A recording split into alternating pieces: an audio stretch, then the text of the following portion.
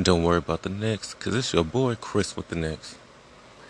And I'm back with the X Zone. Thank you everybody for supporting me and just, sharing, like, subscribe to the X Zone. I'm available on 6 platforms now. So Spotify, Anchors FM, radio, chat, and so forth and so forth. Today's EP episode is going to be on jail system corruption. Shout out to LEAMSI ORE, spelled LESAMI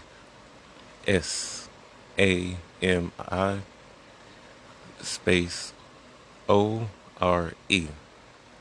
Go check him out. Make some great music with his brother, his twin, Flora Decor.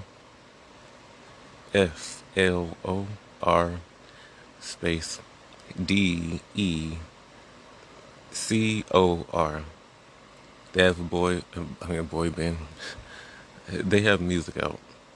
The 5 a.m. Boys album EP. The Generational Shift. Nothing's for sure. Go check them out. Check them out.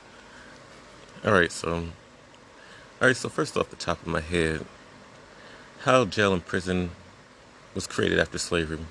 So a lot of people don't know that legally, after slavery was signed to abolish slavery, they so when you go to jail, you are legally a slave.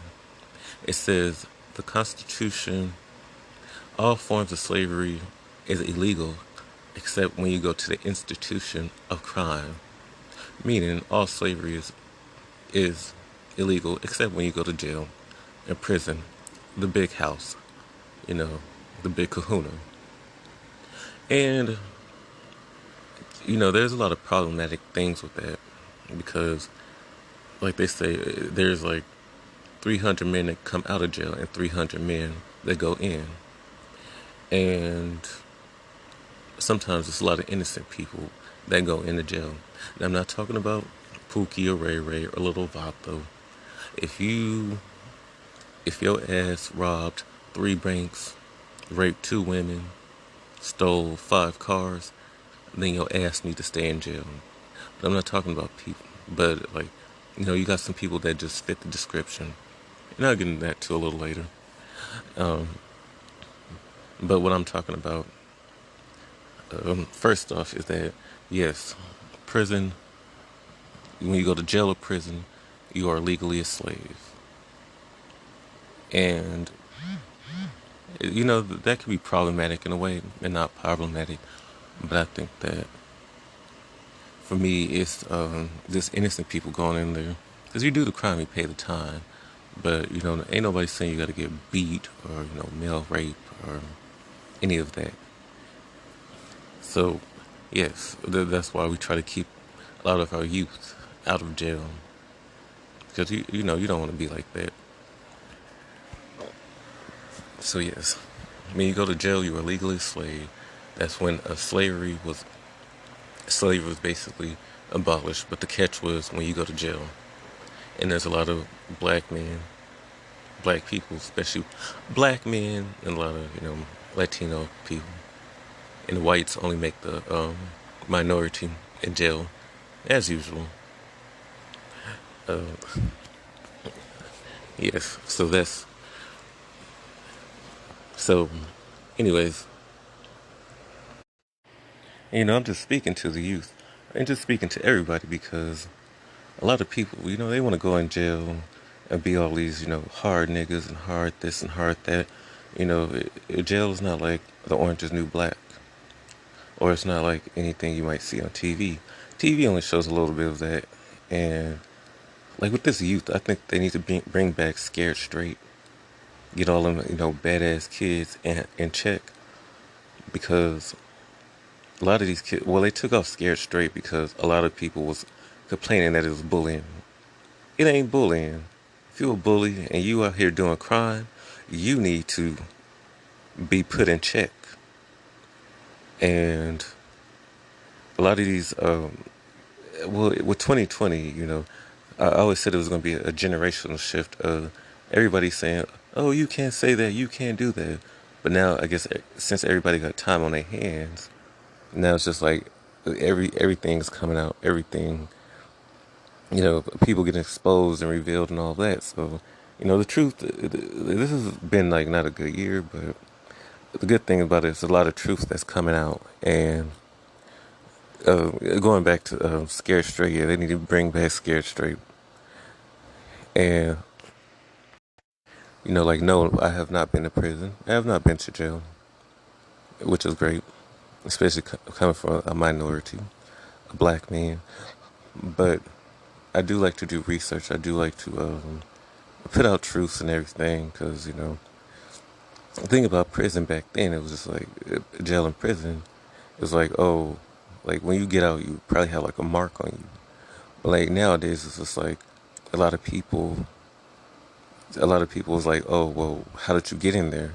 Because we see a lot of this stuff, like with the George Floyds and just a lot of stories where there's this corruption, police brutality, and then when you get in jail, a corrupt system because the criminal law, there is a criminal law because there is something to be said in criminal justice. Because, like I was saying earlier, if you did a crime, you pay the time. But there's a lot of corrupt stuff that goes on in jail. And the good thing about it now is like a lot of people smuggling in phones. Because back then it was like, oh well, who are you gonna tell? But now that people get to smuggle in phones, it's just like, oh, now we get to see what's inside. Or we're trying to free this person because this person didn't do that. And I'm glad to do this video because people like Caleb Browder, who was mistaken identity, and it's hot as fish grease now. My damn fan cut off. But anyways, we're gonna keep it pushing, keep it moving.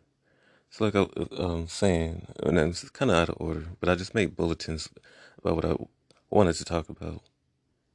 Caleb Browder was a young black man that went to jail over mistaken identity, and he something about a backpack. Somebody reported him about a backpack, and then what had happened was he went to Rikers Island, and Rikers Island is one of the worst jails in history that you can go to. They was thinking about closing it down, but that's just all talk. Rikers Island is like the prerequisite to go to hell. So you go to Rikers Island first, and then when you die, you go to hell. It's just that bad. But the Central Park Five went there too, the Revolutionary Five. But I'll get into that a little bit later about mistaken identity. But yeah, Caleb Browder, after he got out of prison, he spent 3 years there. After getting out of prison, and then he tried to commit suicide, which the first time he was not successful at it, and his mother caught him. But then the second time he was successful at it. He was beat, raped, all that horrible stuff. Now segueing on to another thing I want to talk about is rape in prison, especially male rape. Any type of rape is bad, but I think with the corrupt system and the media, they try to portray as like, oh, these big black men like raping people, and it's something funny. Now, what I do find funny is booty bandits like Fleece Johnson, disgusting person, should get the electric chair, but nevertheless, Boondocks made him funny. Um, but he should be all the reason why you shouldn't want to go to prison or jail.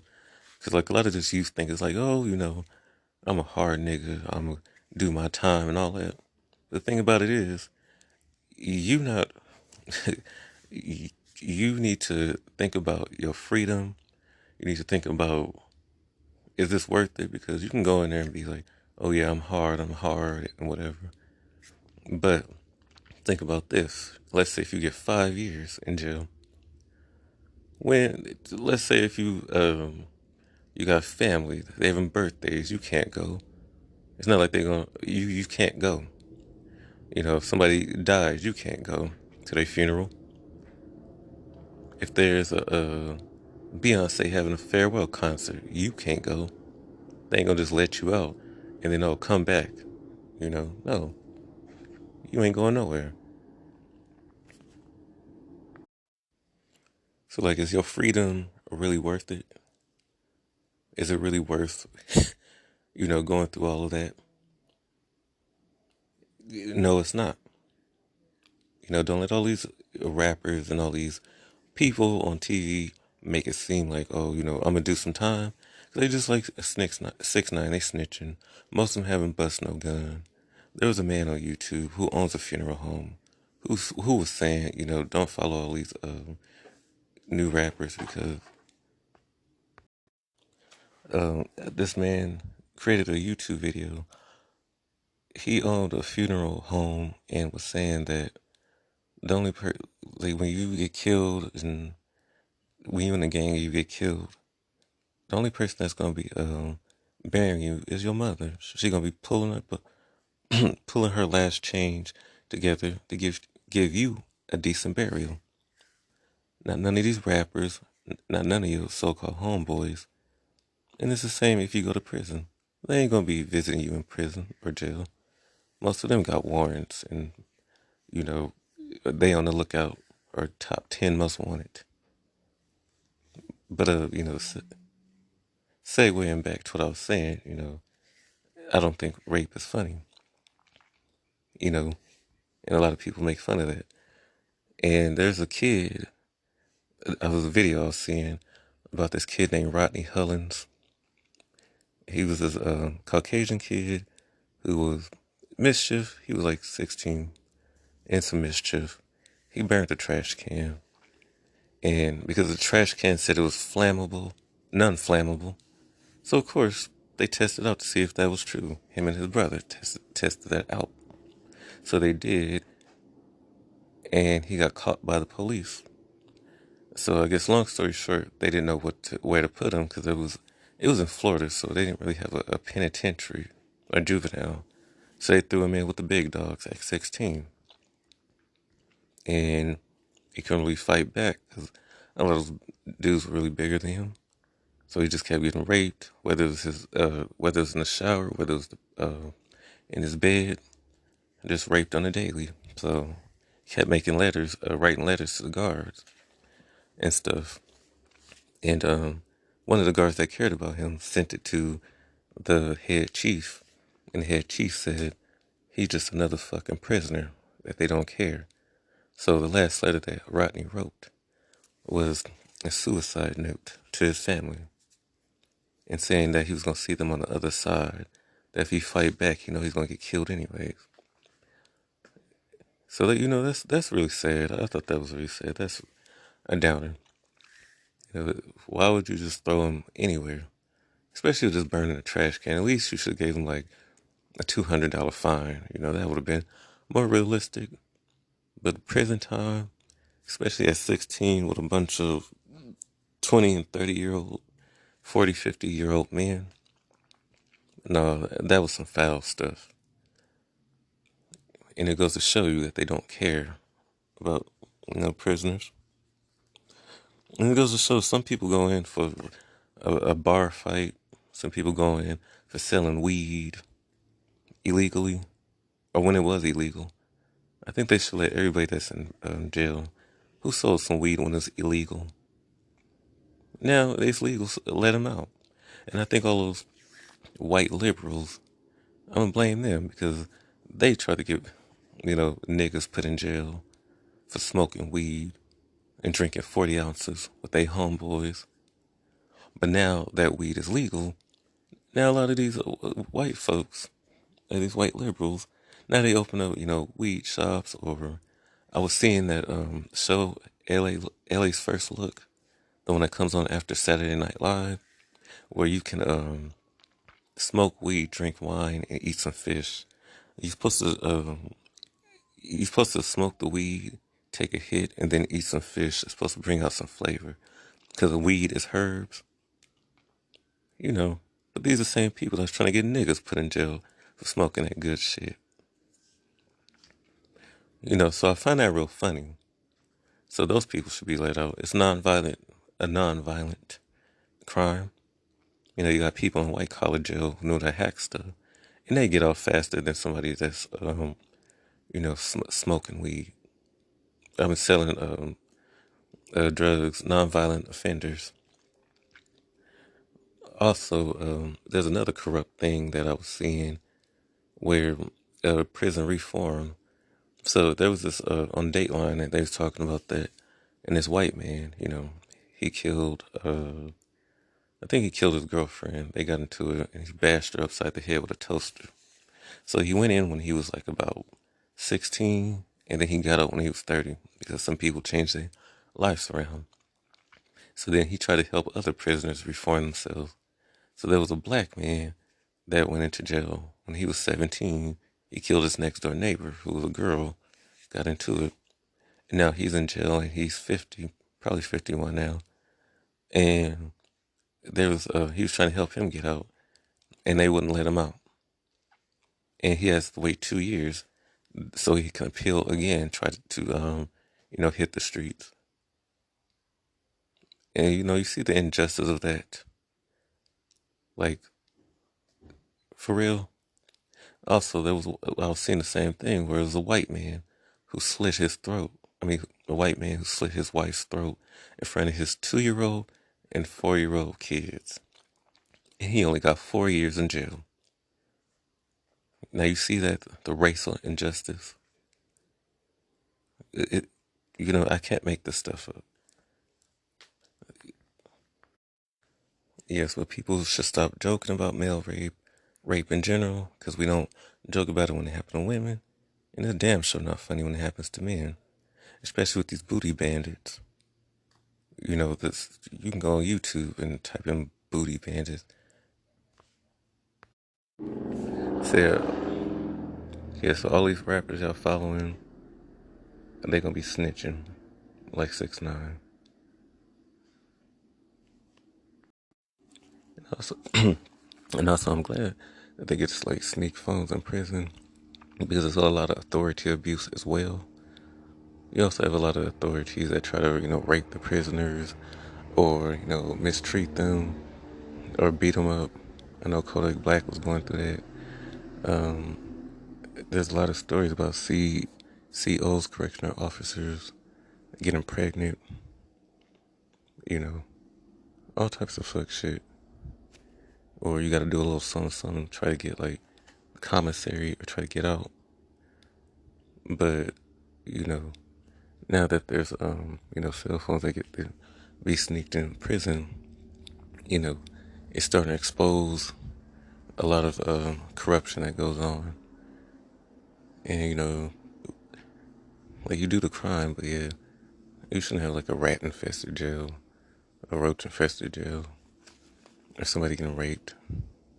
And, the whole Central Park 5 case, that mistaken identity thing, that's the one of the things that really bothers me because it's like, you can call it conspiracy theory, but when you see stuff like that play out, it's not a conspiracy anymore. It's the truth. And the long story short about that case is that, and Donald Trump was on that case. That's really even more telling. Doxing them kids' address. And this was before social media. So yeah, mistaken identity. The whole fit and description thing. Black man, 6 foot, with braids to the back. That could be any one of us. You really have to really get a detailed, look at people.